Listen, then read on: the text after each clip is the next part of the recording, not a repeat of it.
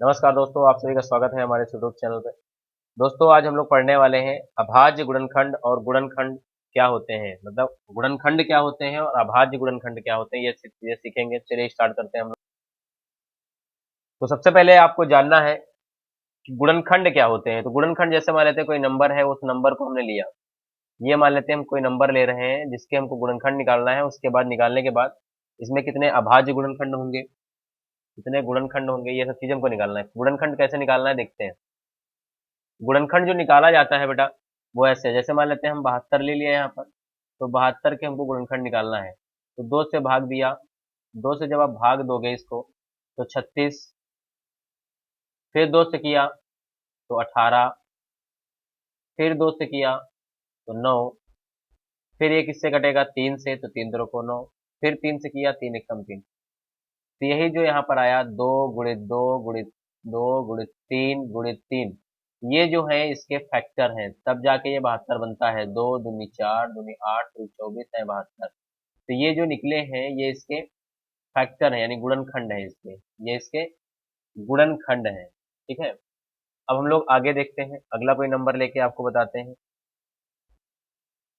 अगला कोई नंबर लेते हैं। जैसे अगला नंबर हमने ले लिया 120। 120 लिया, इसका हमें फैक्टर निकालना है। 2 से किया तो 2 छंग 12 और ये वाला जीरो उतार लेंगे। फिर 2 से किया तो 30 दूनी 60 होता है।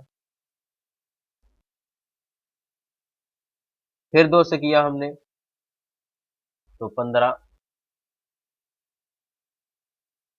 फिर 2 से किया तो कटेगा नहीं। अब ये 3 से कटेगा, 3 पचे 15, फिर अब नहीं कटेगा, 5 से कटेगा, 5 एकम 5।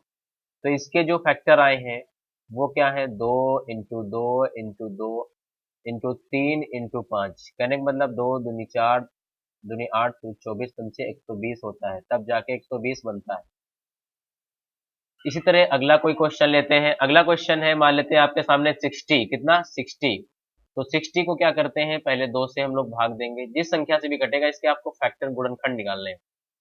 तो इसके गुणनखंड होंगे, 2 से किया तो 30 आएगा, फिर 2 से किया 15 आएगा, फिर ये 3 से कटेगा, 3 पचे 15, फिर 5 से कटा, 5 एकम 5। तो इसके क्या हो गए, 2 दूनी 4 तीन 12 पंचे 60, ये जाके इसके फैक्टर है। ये बात समझ में आई कि नहीं। अगर इनको हम और भी इसके पावर के फॉर्म में लिखना चाहते हैं तो इसको ऐसे लिखा जा सकता है कि 2 की घात 3 इंटू 3 इंटू 5। इसको क्या लिख सकते हैं, 2 की पावर 2 इंटू 3 इंटू 5, तब भी यही आएगा। अब देखते हैं हम लोग अभाज्य गुणनखंड क्या होते हैं। अभाज्य गुणनखंड प्राइम फैक्टर्स निकालेंगे हम लोग। कैसे निकालेंगे देखिए, क्वेश्चन मान लेते हैं आपके सामने है, कोई क्वेश्चन दिया गया आपके सामने। मान लेते हैं हम आपको क्वेश्चन दे रहे हैं 140। 140 एक क्वेश्चन है जिसमें आपको क्या क्या करना है, आप देखिए। पहले आपको निकालना है इसमें अभाज्य गुणनखंड। इसमें क्या निकालना है, अभाज्य गुणनखंड निकालना है आपको। ये पहला प्रश्न होगा। और दूसरा एक आपको प्रश्न दिया गया जिसमें आपको कुल गुणनखंड निकालने हैं, कुल गुणनखंड निकालने हैं। तो ये आपको करना है। पहले प्रश्न में अभाज्य गुणनखंड निकालने हैं, दूसरे वाले में कुल गुणनखंड निकालने हैं। तो चलिए एक को हम लोग पहले फैक्टर की विधि से मतलब गुणनखंड निकालते हैं। ऐसे 2 से भाग देंगे 70 आएगा, फिर 2 से किया 35 आएगा, फिर 5 से करेंगे 5 सत्ते 35 आएगा, और 7 एकम 7 आएगा जी। तो ये बना 2 इंटू 2 इंटू 5 इंटू 7। ये क्वेश्चन रहा होगा कि कुछ इस तरीके से बनेगा ये। तो यहाँ पर क्या होगा, इस क्वेश्चन में आपको क्या करना होगा, 2 की पावर 2 इंटू 5 इंटू 7 को कैसे लिख सकते हैं आप ऐसे लिख सकते हैं, 2 की पावर 2 इंटू 5 इंटू 7। देखिए इनके ऊपर पावर नहीं है तब भी मान के चले एक होगी, ठीक है, इसलिए एक होगी। तो इसके अभाज्य गुणनखंड पहले निकाल लिए जाए। क्या निकाल लिया जाए, अभाज्य गुणनखंड। अभाज्य गुणनखंड आप कैसे निकालते हैं देखें। तो इसके अभाज्य गुणनखंड आप ऐसे निकालेंगे, जो ये पावर है इन पावर को ऐसे लिखेंगे। देखिए ये 2 है, 2 को आप ऐसे लिखेंगे। फिर इसकी पावर नंबर 1 है, आप 1 लिख दें। फिर 7 की पावर 1 है, पावर 1 लिख दें। जितनी भी पावर है इन सबको जोड़ दें, 2 1 3 1 4। तो इसके अभाज्य गुणनखंड कितने आए? 4 अभाज्य इसके गुणनखंड आए हैं। अगर बात आती है इसके पूरे आप गुणनखंड निकाल के दिखाइए, टोटल इसमें कितने गुणनखंड है? तो टोटल निकालने के लिए बेटा यहाँ पर होता क्या है, होता ये है जिसमें ये जो पावर्स हैं, पावर में एक जोड़ना है। मतलब जैसे पावर में देखिए, जब जब कुल गुणनखंड निकालने की बात आए, जब कुल गुणनखंड निकालना हो आपको तो क्या करते हैं, ये जो नंबर दिए गए हैं मतलब पावर नंबर, इनमें एक जोड़ देना होता है। तो 2 वाले में एक जोड़ना है, 3 हो जाएगा। फिर गुणे का निशान लगाना है। इसमें 1 थी पावर, आपको क्या करना है, एक जोड़ना है, 2 हो जाएगा। इसमें 1 थी, आपको क्या करना है, एक जोड़ना, 2 हो जाएगी। तो इसके कुल गुणनखंड कितने आए? 3 दूनी 6 दूनी 12। तो इसके कुल गुणनखंड कितने आए? 12 इसके कुल गुणनखंड आए हैं। ठीक है। अगला इसी तरह देखिए, इसमें होता क्या है बेटा, एक आपको फार्मूला मान के चलते हैं, आपको बता दे रहे हैं हम। होता ये है कि जैसे कोई संख्या है, ठीक है, कोई भी संख्या हो सकती है, कोई भी संख्या, ठीक है, कोई भी संख्या मान लेते हैं। और वह संख्या जब लिखी गई है, मान लेते हैं जैसे ये संख्या इधर लिख रहे हैं, कोई भी नंबर हो सकता है, उसमें क्या होगा, मान लेते हैं x होगा, x की पावर a होगा, इंटू y होगा, y की पावर b होगा, इंटू z होगा, z की पावर c होगा। जैसे यहाँ पर पावर है, फिर इसमें कोई पावर, इसमें कोई, तो इसमें अगर आपको आपको अगर गुणनखंड निकालना है, आपको अगर गुणनखंड निकालना है, तो गुणनखंड निकालने के लिए आप करते क्या है, जब कुल गुणनखंड आप निकालेंगे, तो कुल गुणनखंड निकालने के लिए आपको करना क्या होगा, जो ये पावर नंबर, ये जो पावर होती हैं, इनमें आपको करना, देखिए, अगर आपको केवल अभाज्य गुणनखंड निकालना है, अगर आपको अभाज्य, पहले तो कुल वाले समझ लें, कुल वाले जो निकालना है, तो ये जो पावर नंबर है, इन्हीं पावर में एक आपको जोड़ देना है। फिर बी एक पावर है, बी में एक जोड़ देना है, इंटू सी प्लस 1 कर देना। मतलब जो पावर है, इनमें एक जोड़ के आपस में गुणा कर देना होता है। ये अब मतलब कुल गुणनखंड निकाल आते हैं। लेकिन अगर केवल अभाज्य गुणनखंड निकालने होते, तो अभाज्य गुणनखंड में क्या होता है, जो पावर आती है, इन्हीं पावर को केवल जोड़ दिया जाता, मतलब जोड़ दिया जाता है, केवल इन्हीं पावर को जोड़ दिया जाता है। तो यह है अभाज्य गुणनखंड निकलते हैं। ठीक है, अभाज्य गुणनखंड, अभाज्य गुणनखंड का मतलब होता है प्राइम फैक्टर, प्राइम फैक्टर, और इसमें टोटल फैक्टर निकलते हैं। तो इतनी बात आप लोगों को समझ में आ गई होगी। आगे देख, तो आगे बेटा इसी तरह अगला क्वेश्चन आपको दिया जाता है, आप वो क्वेश्चन लगा के दिखाइए हमको। दूसरे क्वेश्चन में मान के चलते हैं, हम कोई संख्या आपको दे रहे हैं, कोई नंबर है 90, कोई नंबर है 90। इसमें आपको क्या क्या करना है, इसमें आपको पहले तो निकालना है अभाज्य गुणनखंड। पहले क्या निकालना है, अभाज्य गुणनखंड निकालना है। फिर आपको दूसरा, इसी में दूसरा प्रश्न आपको करना है, कुल गुणनखंड इसके क्या होंगे, कुल गुणनखंड।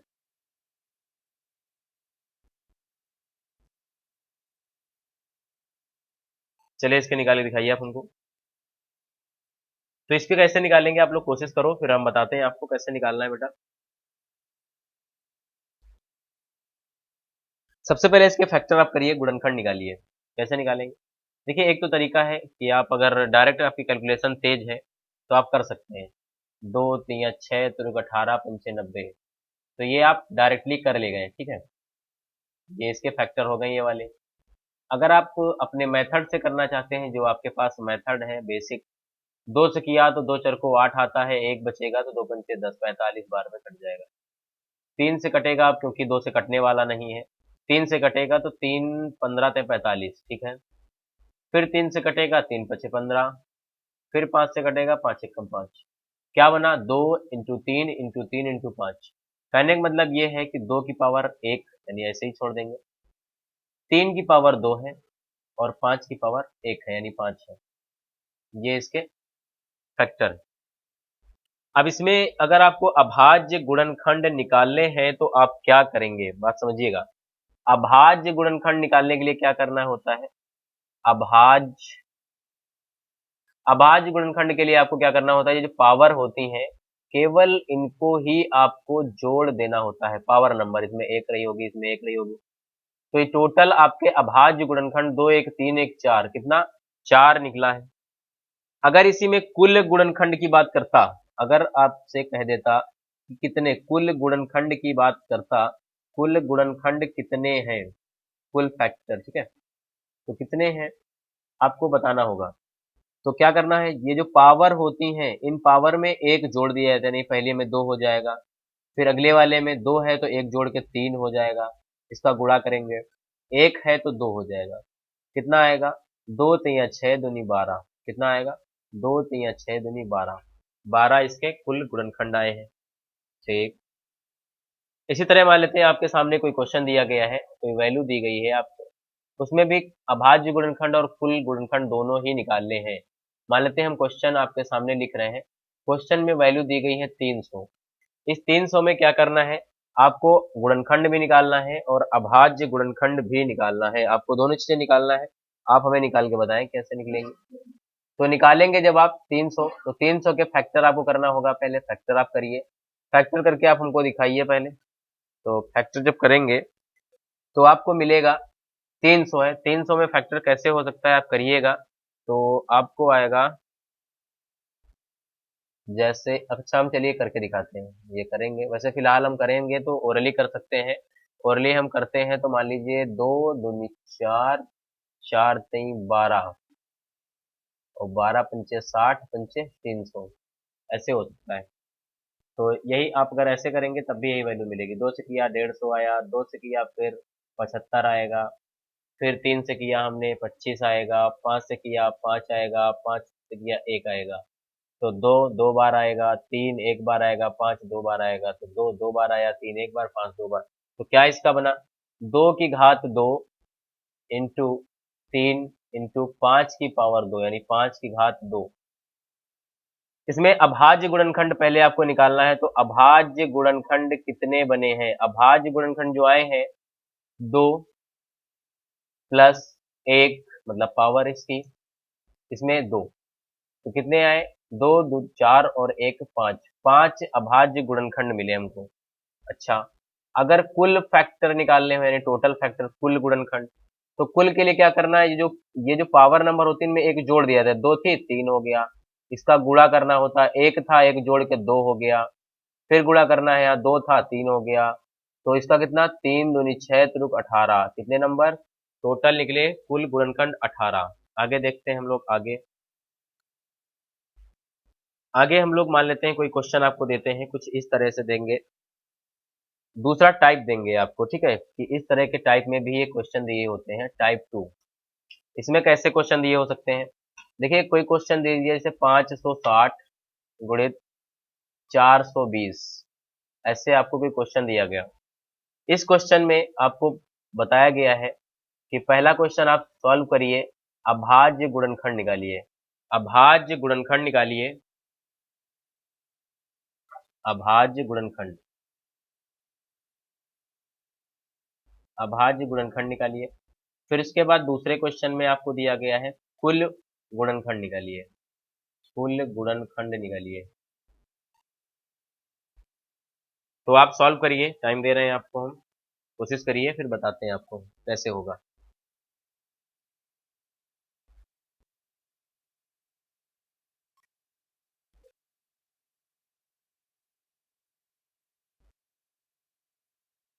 सबसे पहले बेटा वही काम पुराना प्रोसेस है कि आप इसके फैक्टर्स निकाल लें, पहले इनके इनके और इनके फैक्टर निकाल लें आप सबसे पहले। तो इनके और इनके फैक्टर जब निकालेंगे आप तो कोशिश करिए, फिर बताते हैं आपको। चलिए अच्छा हम बता ही देते हैं, जैसे मान लिया बेटा 560 आ गया,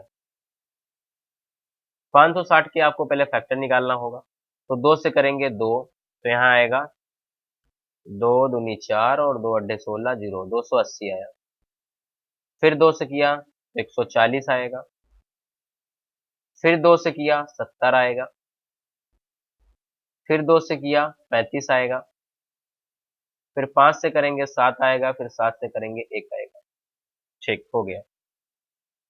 क्या वैल्यू निकली हमारे सामने? निकली हमारे सामने जो है 560 की। पहले लिख लेते हैं 560 वाले में दो, दो कितनी बार आया? 1 2 3 4, तो 2 की पावर 4 यानी 2 की घात 4 हो गया। ठीक, इंटू 5 की पावर 1 7 यानी 5 गुणित 7, 5 गुणित 7 ये निकला। ठीक, कोई दिक्कत नहीं। आगे देखते हैं हम लोग इसी में। अभी हम लोग इसका भी करेंगे 420 का, इसका निकालेंगे। 2 से करेंगे, 2 दूनी 4, 2 एक कम 2, 0। 2 से क्या अभी भी संख्या कटेगी? जी बिल्कुल कटेगी। 2 से, 2 से कटेगी, 2 एक कम 2, 2 पंचे 10, 105। फिर किससे कटेगी? 3 से कट सकती है, 3 त्रों को 9 और 3 पचे 15। फिर ये 5 से कटेगी, 5 सत्ते 35 और फिर 7 एक कम 7। इतना हो सकता है। ठीक, इतनी बात समझ में आ गई आप लोगों को? कोई दिक्कत नहीं होगी। ठीक, इसमें जो है भाई हम इसका निकालेंगे 420 का। 420 वाले में हमने पाया कि 1 2, क्या मिला हमको? अब इसी के आगे लिख देंगे 2 की घात 2 इंटू 3 इंटू 5 इंटू 7, ये हमको मिला। ठीक, तो इसको जो हमने कर लिया, जब इसको हमने कर लिया तो हमने पाया, देखिए जब दो संख्याएं, जैसे मतलब ये 2 की पावर 4 है और 2 की पावर 2 है, तो क्या होता है जब बेस सेम होता है तो पावर आपस में जुड़ जाती है। तो इनको हम ऐसे लिख सकते हैं 2 की पावर 6। फिर 5 में देखें, 5 एक इधर आया, 5 एक इधर आया, तो 5 की पावर 2 इंटू 7 कितनी बार आया? 7 2 बार आया, 7 की घात 2, बचा क्या? 3 बचा केवल, 3 एक बार आया।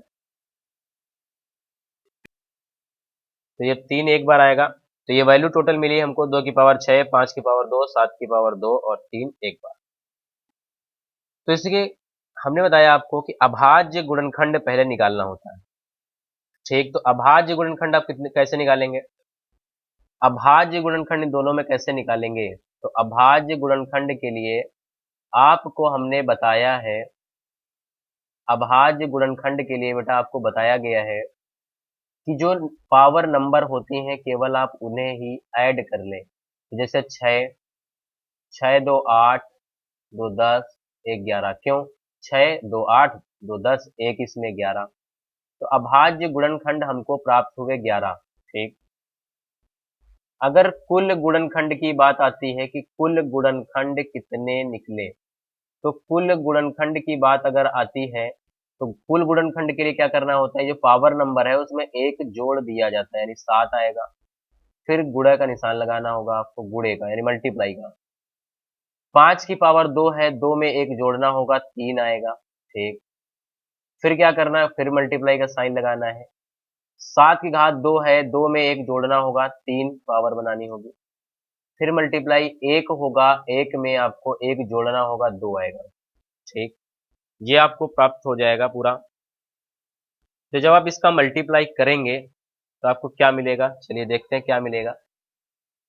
7 रुक 21, 21 21 दूना 42, 63 और 63 दूना 126 होता है। 63 प्लस 2, 3 दूनी 6 और 3 सॉरी 2 3 6, 2 छंग 12, 126 होता है। 63 दूना 126। तो कुल गुणनखंड हमको कितने प्राप्त हुए? 126। ठीक, तो ये सेकंड टाइप हो गया। आप कर लीजिए, अगर आपको समझ में नहीं आता है तो आप वीडियो को दोबारा देख सकते हैं, आप दोबारा से समझने की कोशिश करें और जहां पर भी न समझ में आए कमेंट करके पूछिएगा। चलिए आगे देखते हैं हम लोग अगला। आगे हम लोग देखने की कोशिश करते हैं, आगे हम लोग पढ़ें। आगे भी कुछ इसी टाइप से होगा, चलिए सीखते हैं क्या है। देखिए कोई संख्या होती है, उसमें अगर कुल गुणनखंड आपने निकाला, जैसे कोई संख्या है, ठीक है, आपने कुल गुणनखंड अभी तक निकालना सीखा कि कुल गुणनखंड कैसे निकालते हैं। कुल गुणनखंड में आपने सीख लिया अभाज्य गुणनखंड कैसे निकालेंगे? अभाज्य आपको बता चुके हैं कि अभाज्य नंबर वो नंबर होते हैं जो खुद से कटे और एक से कटे, ठीक है। अब इसमें आइए देखिए, कुल गुणनखंड में देखिए सम गुणनखंड भी शामिल है, सम भी शामिल है और विषम गुणनखंड भी शामिल होंगे, ठीक। ये बात आ गई आपको, ठीक ठीक, ये बात समझ गए कि नहीं? देखिए सबसे पहली बात आपको याद रखना है कि सम सम संख्या जो होती है उसमें दो शामिल जरूर होगा, दो शामिल जरूर होगा। और विषम संख्या जो होती है उसमें दो शामिल नहीं होगा, विषम में दो नहीं होगा। ऐसा किस लिए आपको बता दें, देखिए जैसे हम दो लेते हैं और तीन लेते हैं, दो तीन या छह सम संख्या बनी। दो का गुणा अगर हम चार से करते हैं तब भी सम संख्या बनी। दो का गुणा पांच से करेंगे तब भी दो 10 बनेगा, सम संख्या बनेगी। तो ये सम संख्या ही बनेगी। अगर देखिए दो नहीं शामिल है, ठीक है, दो शामिल नहीं होगा, ठीक है, विषम का विषम से गुणा कर देंगे, जैसे 3 × 5 आएगा, जब फैक्टर करोगे तो 3×5 = 15 बन जाएगा, वो एक विषम संख्या बनेगी आपकी। अब 3×4 = 12, अब 3×4 अगर होगा तो 3×4 में देखो सम संख्या बनी, लेकिन इसमें दो आया कि नहीं आया, 2 × 2 रहा होगा तभी तो ये बना होगा। तो ये बात आपको समझने की कोशिश करना चाहिए। अब आगे हम लोग देखते हैं, जरा हम बताना क्या चाह रहे हैं आपको, ये समझिए, कोशिश करिए। कोशिश ये करना है कि जैसे मान लेते हैं बेटा आपको हमने कोई नंबर दिया 60, ये एक नंबर दिया गया, इस नंबर में आपको बताना ये है कि सम वाले गुणनखंड कितने हैं इसमें, या आपसे पूछ दे विषम गुणनखंड कितने हैं या कुल गुणनखंड कितने हैं, ठीक है। तो आप पहले कुल गुणनखंड इसके निकालना सीख लें, जब कुल निकाल लेंगे तो सम विषम ऑटोमेटिक निकाल लेंगे। तो कुल गुणनखंड इसके निकालने के लिए आपको वही फैक्टर विधि लगाना होगा, फैक्टर मेथड। तो जब इसको निकालोगे तो 2×2 = 4, 3×12, 5×6 = 60, ये आपका बनेगा, ठीक है, ये बनेगा। तो इसमें बना 2 की पावर 2 इंटू 3 की पावर 1 इंटू 5 की पावर 1, ये बना। तो इसमें करना क्या है, दो शामिल नहीं होगा, हमने बताया सम वाले में, ठीक है, आपको याद रखना है, दो शामिल नहीं होगा। तो दो शामिल, जब दो शामिल नहीं होगा तो विषम वाले गुणनखंड आपके बनेंगे।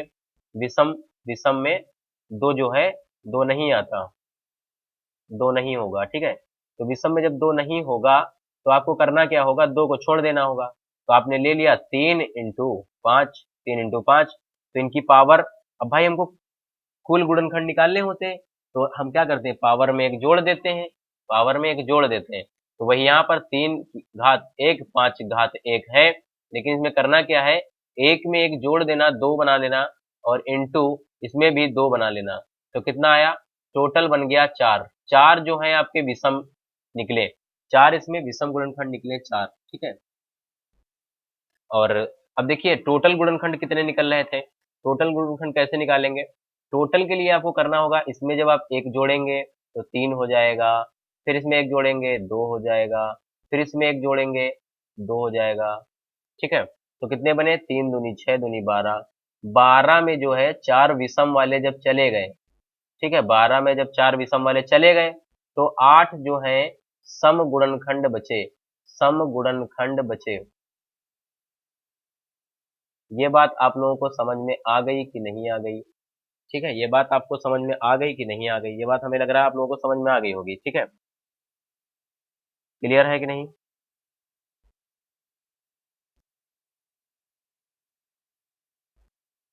अगर आप देखना चाहते हैं कि यहाँ पर कुल गुणनखंड जो 12 आए थे वो कैसे बनते हैं, जरा दिखाते हैं आपको कैसे बने होंगे। देखिए जब आप 1 का गुणा 60 से किया होगा, ठीक है, 2 का गुणा आपने 30 से किया होगा, 3 का गुणा 20 से किया होगा, ठीक है, 3 और 20 रहा होगा, 4×15 रहा होगा, ठीक है, 4×15, और 5 का 20 से, 6 का 10 से, ठीक है। तो इतना ही हो गए आपके, यही यही जो है फैक्टर निकले, देखो गुणनखंड निकले कि नहीं, 1, 2, 3, 4, 5, 6, 7, 8, 9, 10, 11, 12, तो यही पूरे आपके जो है 12 गुणनखंड निकले कि नहीं निकले, यही इसके जो है गुणनखंड हैं, यही वाले लिखा था। अब इसमें सम और विषम भी आप गिन सकते हैं, सम और विषम भी गिन सकते हैं, जैसे 3 इसका विषम है, 5 विषम है, 15 विषम है। ठीक है, बात समझ में आई कि नहीं? तो अभी एक और कहीं विषम होगा आपका, देखिए 5 विषम है, 15 विषम है, 3 विषम है, एक भी इसमें विषम ही होगा। ठीक है, एक भी जो है विषम ही होगा आपका। तो यही है, सम में देखिए 8 है, 8 विषम है, कैसे? दो सम, दो सम है, सॉरी, दो सम है, तो सम 8 बचे, क्योंकि 12 में जब 4 विषम चले गए तो 8 सम बचेंगे ही बेटा। चाहे गिन लो, 1 2 3 4 5 6 7 8। इतनी बात समझ में आ गई ना? तो अगर आपको वीडियो अच्छी लगी हो तो आप वीडियो को लाइक कर दें। अगर आपको पढ़ाई समझ में आई हो तो आप वीडियो को लाइक कर दें और अपने दोस्तों में ज़्यादा से ज़्यादा शेयर भी कर दें। और अगर आप हमारे चैनल पे नए हैं, अगर आप हमारे चैनल पे नए हैं तो सब्सक्राइब जरूर कर लें, साथ में बेल आइकन भी प्रेस कर लें, ताकि जो अगली वीडियो अपलोड करें तो उसका नोटिफिकेशन आप तक पहुंचे सबसे पहले। धन्यवाद दोस्तों।